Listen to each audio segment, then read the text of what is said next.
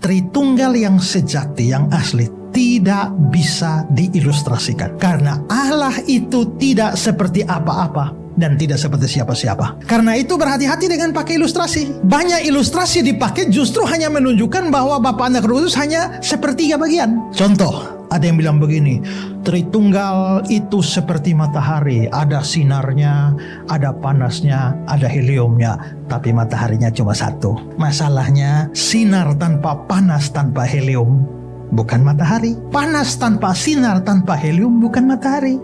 Helium tanpa sinar tanpa panas bukan matahari. Maka ilustrasi ini salah. Ada yang bilang Tritunggal itu seperti pohon. Ada daunnya, ada batangnya, ada akarnya. Tapi pohonnya cuma satu. Salah juga.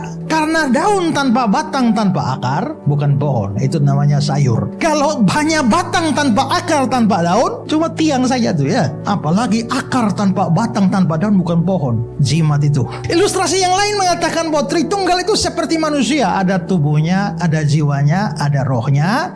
Tapi hanya satu manusia. Lagi-lagi, karena tubuh tanpa jiwa tanpa roh bukan manusia, itu mayat. Jiwa tanpa tubuh tanpa roh, atau roh tanpa tubuh tanpa jiwa, itu namanya arwah gentayangan. Lalu saudara, ada juga yang mengatakan Tritunggal itu seperti ruangan.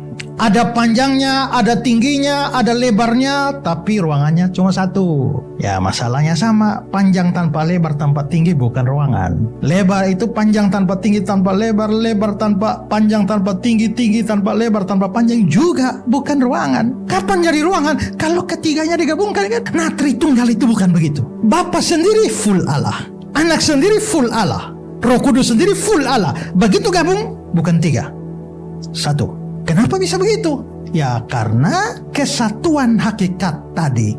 Jadi waktu Alkitab bilang Allah itu esa atau satu, bukan menunjuk satu pribadi, tapi satu hakikat. Rada-rada sulit ya, tapi nggak apa-apa. Kalau ada pengajar yang mengajar Tritunggal dan menyingkirkan semua kesulitan sampai orang mengerti dan tidak ada yang tidak dimengerti, itu pasti pengajar sesat. Karena kita memang sedang berbicara tentang pribadi yang di atas akal kita. Jadi kalau sulit itu wajar. Tapi sekarang mulai ingat, Bapa, Anak, Roh Kudus bukan sepertiga Allah. Bukan tiga-tiga bergabung, join baru jadi satu Allah.